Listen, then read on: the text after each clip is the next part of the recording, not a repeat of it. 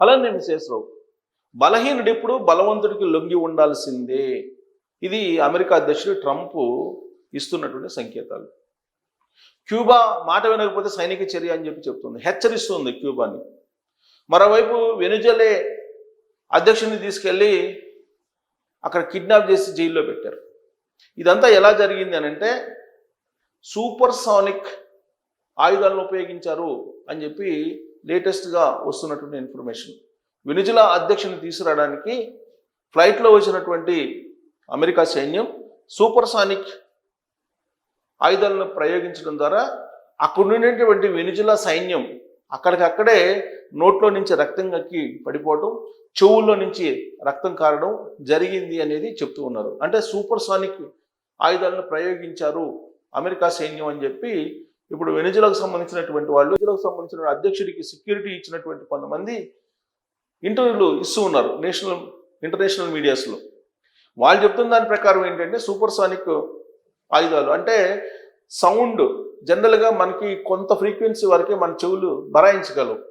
అంతకంటే ఎక్కువ కనుక సౌండ్స్ వస్తే కనుక మన చెవుల్లో నుంచి రక్తం, నోట్లో నుంచి రక్తం అలా వచ్చే అవకాశం ఉంది.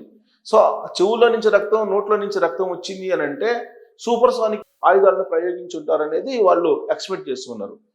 మొత్తం 2 గంటల ఆపరేషన్లో కంప్లీట్గా వెనుజులా అధ్యక్షుని కిడ్నాప్ చేసి తీసుకెళ్ళిపోయారు అమెరికా సైన్యం.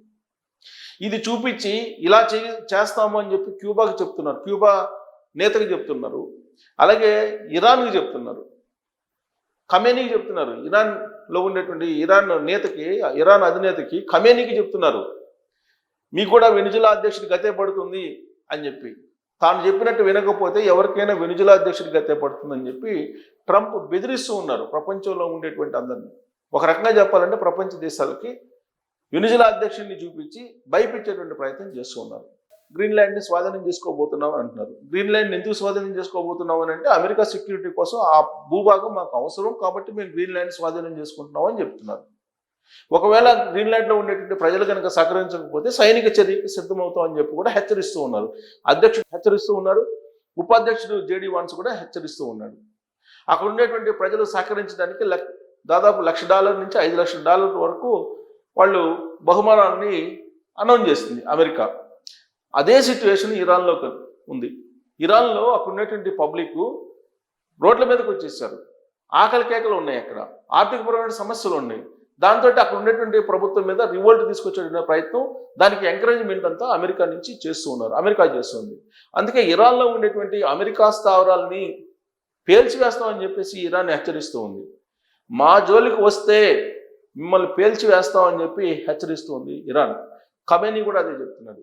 కానీ అమెరికా ఏం చెప్తుంది, మీరు చెప్పినట్టు వినకపోతే మీకు వెనుజులా అధ్యక్షుడి గతే పడుతుందని చెప్పి ఖమేనీ కూడా చెప్తున్నారు.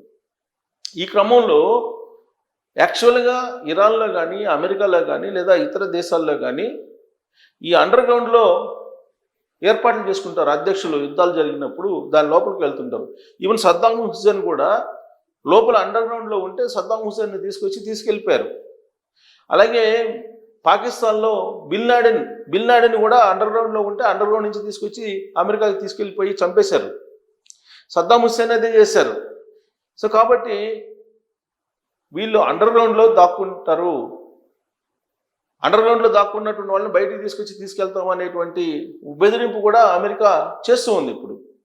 సో ప్రపంచంలో ఒక ఆధిపత్యాన్ని కొనసాగించడానికి ఇప్పుడు ట్రంప్ సాగిస్తున్నటువంటి ఒక చర్య ఏదైతే ఉందో అది ఆస్ట్రడామస్ చెప్పినటువంటి విధంగా లేదా బాబా వంగా చెప్పినటువంటి విధంగా ఉంది. 3వ ప్రపంచ యుద్ధం రావడానికి క్లియర్గా కనిపిస్తున్నాయి స్థాయిలో. ఒకవైపు ఏమో తాను ప్రపంచ శాంతి దూతను, తాను శాంతిని నెలకొల్పుతాను, నాకు నోబెల్ బహుమతి కావాలని చెప్పేసి కోరుకుంటూ ఉంటాడు ట్రంప్. మరోవైపు ఏమో యుద్ధాలకి, కిడ్నాపులకి పాల్పడుతూ ఉన్నాడు. వెనుజులా అధ్యక్షుని కిడ్నాప్ చేసిన తర్వాత అసలు ఎందుకు కిడ్నాప్ చేశారు అని అంటే అక్కడ ఉండేటువంటి ఆయిల్ కంపెనీలు, ఆ ఆయిల్ కంపెనీల మీద ఆధిపత్యం చెలాయించడానికి. అసలు వెనుజులా అధ్యక్షుడు ఎవరంటే నేనే అంటున్నాడు. ఇప్పుడు ఏకంగా ట్రంప్ ఏమంటున్నాడంటే వెనుజులాకు అధ్యక్షుడిని నేనే వెనుజులాని పరిపాలిస్తానని చెప్పి తాజాగా ఆయన ప్రకటన చేశారు. ఒకవేళ మీకు నోబెల్ బహుమతి ఇవ్వలేదు, నోబెల్ బహుమతి అక్కడ ఉండేటువంటి ప్రతినిధికి ఇచ్చారు అనుకుంటే యాక్చువల్గా నోబెల్ బహుమతికి పోటీ పడినటువంటి క్రమంలో వెనిజులాకు సంబంధించిన ప్రతిపక్ష నాయకురాలు మసూచికి ఇవ్వడం జరిగింది. ఆవిడకి ఇవ్వడం కారణంగానే ఇప్పుడు వెనిజులా మీద కోపం, ఆయన కక్ష కట్టి వెనిజులా అధ్యక్షుని కిడ్నాప్ చేశారనేటువంటి భావన ఇప్పుడు కలుగుతుంది. అందుకే నాకు ఇచ్చినటువంటి నోబెల్ బహుమతిని మళ్ళీ తిరిగి ఇచ్చేస్తానని చెప్పేసి నార్వేకి కూడా చెప్పింది. కాకపోతే నార్వే ఏమంటుంది, ఒకసారి నోబెల్ బహుమతి అన్నం చేసిన తర్వాత దాన్ని వెనక్కి తీసుకోవటం కానీ లేదంటే దాన్ని ఇతరులకు ట్రాన్స్ఫర్ చేయటం కానీ ఇవి సాధ్యపడదు అని చెప్పి చెప్తోంది. కానీ ట్రంప్ మాత్రం ఆ కక్షతోటే వెనిజులా మీద ఇలా చేస్తున్నారు అనేది ఒక వర్షన్ అయితే, రెండవ వర్షన్ ఏంటంటే అక్కడ ఉన్నటువంటి ఆయిల్ కంపెనీల మీద ఆధిపత్యం కొనసాగించడానికి ట్రంప్ సైనిక చర్యకైనా దిగుతాడు అని చెప్పి ఇప్పుడు అంతర్జాతీయంగా ఉండేటువంటి మీడియా కూడా చెప్తుంది. అక్కడ ఉన్నటువంటి న్యూయార్క్ టైమ్స్ కూడా అదే రాస్తుంది, అమెరికా పత్రిక న్యూయార్క్ టైమ్స్ కూడా. ట్రంప్ యొక్క వాలకం కారణంగా ప్రపంచ దేశాలన్నీ కూడా ఆర్థికంగా ఇబ్బంది పడుతున్నాయి, రాజకీయంగా ఇబ్బంది పడుతున్నాయి, వాణిజ్యపరంగా ఇబ్బంది పడుతున్నాయి. ద్వైపాక్షికమైనటువంటి ఒప్పందాలన్నింటినీ కూడా తీసి పక్కన పెట్టేశారు.